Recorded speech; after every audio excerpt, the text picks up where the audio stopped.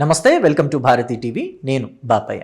పరామర్శ యాత్ర జగన్ తప్పుల చిట్టా అని చెప్పి ఈ వీడియోకి నేను ఒక టైటిల్ పెట్టాను. అంటే ఆంధ్రప్రదేశ్ మాజీ ముఖ్యమంత్రి వైఎస్ఆర్ కాంగ్రెస్ పార్టీ అధినేత వైఎస్ జగన్మోహన్ రెడ్డి నిన్న ఒక పరామర్శ యాత్ర చేపట్టారు కదా, దాని గురించే ఆ యాత్రలో జగన్మోహన్ రెడ్డి చేసిన తప్పుల గురించే నేను మీతో డిస్కస్ చేయాలని ఈ వీడియో చేస్తున్నాను.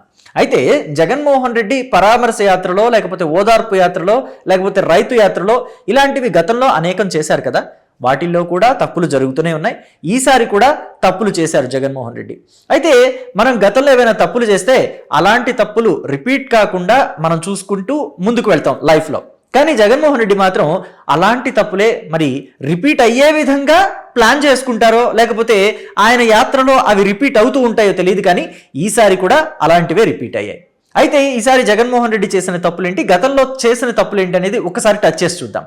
గతంలో ఆయన చేసిన తప్పులు ఏంటంటే, సింగయ్య అనే వైసీపీ కార్యకర్త తన కారు కింద పడిపోయినా కానీ అసలు పట్టించుకోకుండా ఆ సింగయ్యని అవతల పడేసి పరామర్శ యాత్రకి వెళ్ళిపోయారు. అప్పట్లో కూడా జగన్మోహన్ రెడ్డి ఒక పరామర్శ యాత్రకు వెళుతున్నప్పుడే భారీ సంఖ్యలో జనాన్ని వెంటేసుకుని వెళుతూ అభివాదం చేసుకుంటూ నెమ్మదిగా వెళుతూ ఉన్న క్రమంలో సింగయ్య అనే కార్యకర్త జగన్మోహన్ రెడ్డి కారు కింద పడిపోయారు. అయినా కానీ లెక్క చేయకుండా ముందుకు వెళ్ళిపోయారు. అది పెద్ద తప్పు.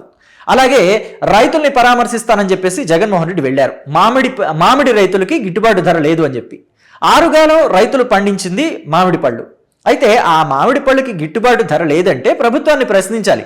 నిరసన చేయాలంటే మీరు రోడ్డు మీద కూర్చొని నిరసన చేయండి. నల్ల బ్యాడ్జీలు కట్టుకుంటారా, నల్ల చొక్కాలు వేసుకుంటారా, నల్ల బెలూన్లు ఎగరేస్తారా, ఇలాంటివి అనేకం ఉన్నాయి నిరసనలు తెలియజేయడానికి. కానీ జగన్మోహన్ రెడ్డి ఏం చేశారో తెలుసా, ఆయన కార్యకర్తల చేత రోడ్డు మీద మామిడి పళ్ళు పోయించి ట్రక్కులతోటి, ట్రాక్టర్లతోటి ఆ మామిడి పళ్ళని తొక్కించారు. ఇది తినే ఆహారాన్ని అలా వృధా చేయటం ఎంత పెద్ద తప్పు. ఒక రాజకీయ పార్టీని నడిపే నాయకుడు చేయాల్సిన పనేనా అది అని చెప్పి జనమంతా మాట్లాడుకున్నారు ఆ రోజు. అలాగే గతంలో చూస్తే మిర్చి రైతులకి గిట్టుబాటు ధర లేదని చెప్పి జగన్మోహన్ రెడ్డి మిర్చి యార్డుకు వెళ్ళి అక్కడ ప్రభుత్వాన్ని తూర్పారబడుతూ మాట్లాడాలనే ఒక ప్రయత్నం చేశారు. ఆ రోజు ఏం జరిగింది, మిర్చి యార్డుకు కూడా ఇలాగే తండోపతండాలుగా జనాన్ని వేసుకువెళ్ళారు. రైతులు అక్కడికి తెచ్చిపెట్టుకున్న మిర్చి యార్డుకు తెచ్చిపెట్టుకున్న మిర్చి టిక్కిల్ని వైసీపీ కార్యకర్తలు తలా ఒకటి భుజాన పెట్టుకుని వెళ్ళిపోయారు. రైతులు లబోదిబోమని ఇచ్చారు. ఇలా జన సమీకరణ చేయటం వల్ల అనేక తప్పులు జరుగుతాయని జగన్మోహన్ రెడ్డికి తెలిసినా ఆయన బల ప్రదర్శనని జనానికి చూయించుకోవడానికి, ఆయన బల ప్రదర్శన 10 మంది చూడాలి అని చెప్పి ఇలాంటి యాత్రలు చేస్తూనే ఉంటారు. నిన్న కూడా ఒక పెద్ద ఎత్తున జన సమీకరణ చేసి సీదిరి అప్పలరాజుని పరామర్శించడానికి వెళ్ళారు. అయితే నిన్న జరిగిన యాత్రలోని తప్పుల గురించి మనం మాట్లాడుకుందాం. గతంలో వాటి గురించి చెప్పాను కదా, ఇప్పుడు నిన్న జరిగిన దాని గురించి, తాజా ఘటన గురించి మనం చెప్పుకుందాం. అసలు ఫస్ట్ ఆఫ్ ఆల్ నిన్న సీదిరి అప్పలరాజు పరామర్శ యాత్రే తప్పు.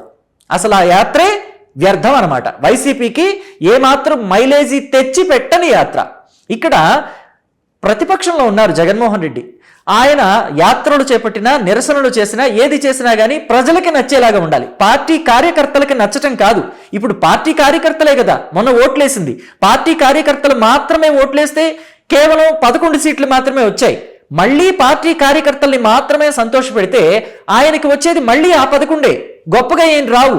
ఇప్పుడు సంతోష పెట్టాల్సింది ప్రజలని, మెప్పించాల్సింది ప్రజలని.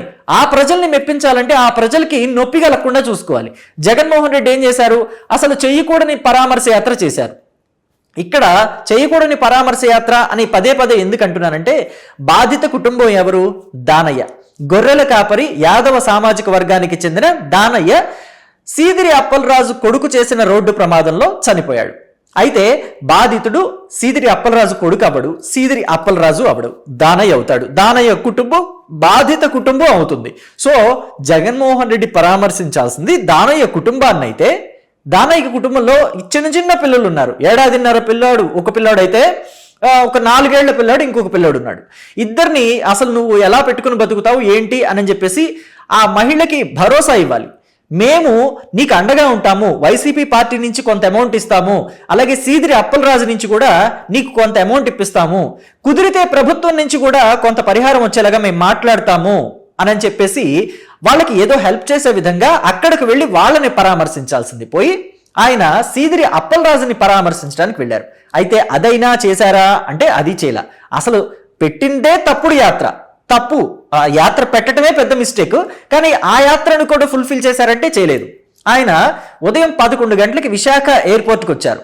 అక్కడే ప్రజలకి అభివాదం చేస్తూ ప్రజలందరినీ కూడా, అంటే ప్రజల్ని అనకూడదు, ఇక్కడ క్షమించాలి, ప్రజల్ని అనకూడదు, వైసీపీ కార్యకర్తలకి అభివాదం చేస్తూ వాళ్ళందరినీ ఉత్సాహపరుస్తూ వాళ్ళందరినీ ఇంకా రెచ్చగొడుతూ దండాలు పెడుతూ దశకాలు పెడుతూ ఆ యాత్రని అక్కడి నుంచి స్టార్ట్ చేశారు.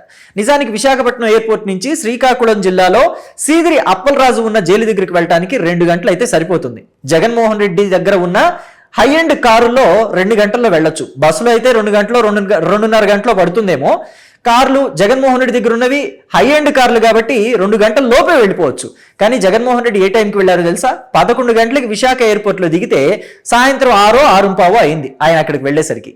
కానీ అక్కడికి వెళ్ళిన తర్వాత సీదిరి అప్పలరాజుతో ఆ టైంలో మాట్లాడతాను అంటే కుదరదు కదా. ములాఖత్కి జైలు అధికారులు ఒప్పుకోలేదు. ఎందుకంటే 5 లోపే వెళ్ళాలి, పరామర్శించాలి, ఆయనతో మాట్లాడాలి, ములాఖత్ అవ్వాలంటే 5 లోపు వెళ్ళాలి.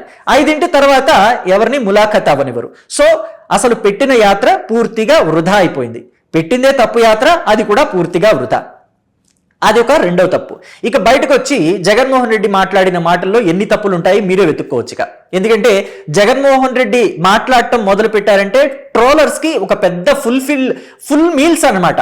వాళ్ళకి ఫుల్ ఫ్లెడ్జెడ్గా ఒక చక్కగా పంచపక్ష పరమాణం పెట్టినట్టు ఉంటుంది ట్రోలర్స్కి. ఆయన అలాగే చేశాడు. నిన్న కూడా ట్రోలర్స్కి మంచి ఫీస్ట్ ఇచ్చాడు. సిపిఆర్ అంటే చెస్ట్ పంపింగ్ అని చెప్పేసి మాట్లాడాడు.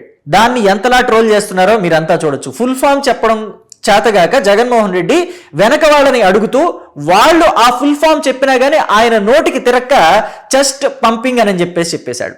అలాగే 18 ఏళ్ల కుర్రాడు యాక్సిడెంట్ చేస్తే ఆయన్ని శిక్షిస్తారా మీరు, ఆయన భవిష్యత్తు నాశనం చేస్తారా అని చెప్పి మాట్లాడాడు. మరి గులకరాయి వేసిన సతీష్ని అలాగే కోడికత్తి సీనుని మీరు ఎందుకు వేధించారు అని చెప్పి ఇప్పుడు సోషల్ మీడియా అంతా జగన్మోహన్ రెడ్డిని అడుగుతుంది. ఇవి ఇంకా పెద్ద తప్పులు. ఆయన అలా ప్రశ్నించడమే ఇంకా పెద్ద తప్పు.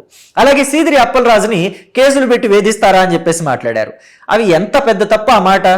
వైఎస్ఆర్ కాంగ్రెస్ పార్టీ అధికారంలో ఉండగా తెలుగుదేశం పార్టీ వాళ్ళని ఎంతమందిని వేధించింది, ఎంతమంది మీద కేసులు పెట్టింది? బీసీ నాయకుడైన కొల్లు రవీంద్ర మీద కేసు పెట్టలేదా? అచ్చెన్నాయుడు మీద కేసులు పెట్టలేదా?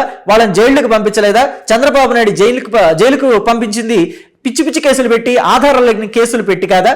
ఇవన్నీ కూడా జనం మాట్లాడుకునే స్థితికి మళ్ళీ జగన్మోహన్ రెడ్డి తెచ్చుకున్నారు. అన్నిటికన్నా పెద్ద మిస్టేక్ ఏంటంటే వీళ్ళిద్దరిని సమర్థించే ప్రయత్నంలో, సీదిరి అప్పలరాజుని ఆయన కొడుకుని సమర్థించే ప్రయత్నంలో దానయ్య ఉన్నాడు కదా, గొర్రెల కాపరి దానయ్య, యాక్సిడెంట్లో చనిపోయిన వ్యక్తి.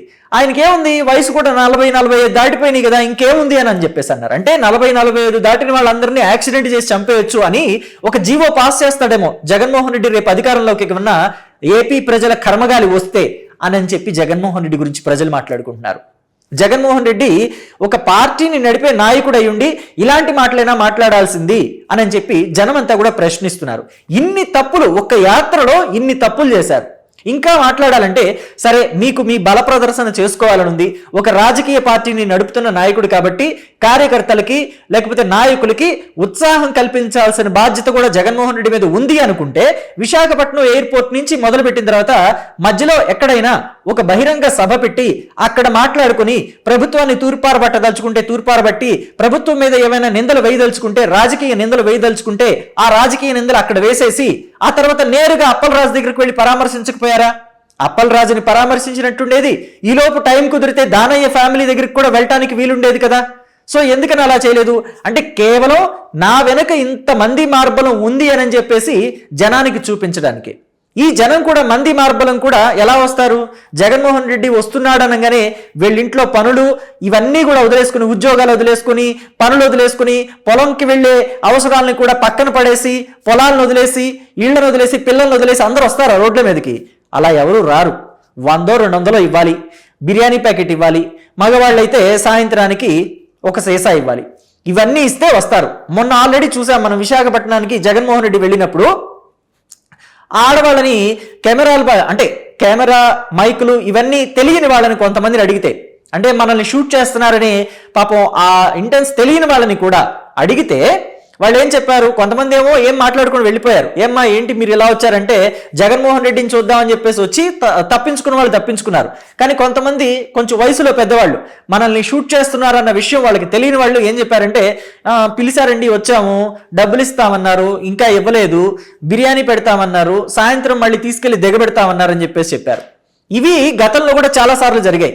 అసలు కనీసం మంచినీళ్ళు కూడా ఇవ్వలేదని తిట్టిన వాళ్ళు కూడా ఉన్నారు కెమెరాల ముందు జగన్మోహన్ రెడ్డిని. అంటే అర్థమైపోతుంది జనానికి సోషల్ మీడియా ఎంత వైబ్రెంట్ గా ఉందనేది వైసీపీ అధినేత జగన్మోహన్ రెడ్డి అర్థం చేసుకోకపోతే ఎలాగా, చీమ చిటుక్కుమన్న ప్రపంచం వింటుంది అనే విషయం జగన్మోహన్ రెడ్డి గ్రహించకపోతే ఎలాగా. ఇన్ని తప్పుల జగన్మోహన్ రెడ్డి, ఒక పార్టీని నడిపే అధినేత, ఒక రాజకీయ నాయకుడు, ఒక్కసారి రాష్ట్రానికి ముఖ్యమంత్రిగా పనిచేసిన వ్యక్తి, 5 ఏళ్లు ఒక టర్మ్ అంతా ముఖ్యమంత్రిగా పనిచేసిన వ్యక్తి ఇన్ని తప్పులు చేస్తున్నాడా? ఇన్ని తప్పులు చేస్తే ఆ పార్టీ ఉంటుందా? ఆ పార్టీకి మనుగడ ఉంటుందా? ఇలాంటి తప్పులు చేస్తే ప్రజలు అసలు ఆ పార్టీని, ఆ నాయకుడిని మళ్ళీ ఆదరిస్తారా? దీని మీద మీ అభిప్రాయాన్ని కమెంట్ బాక్స్లో తెలియచేయండి. Thank you.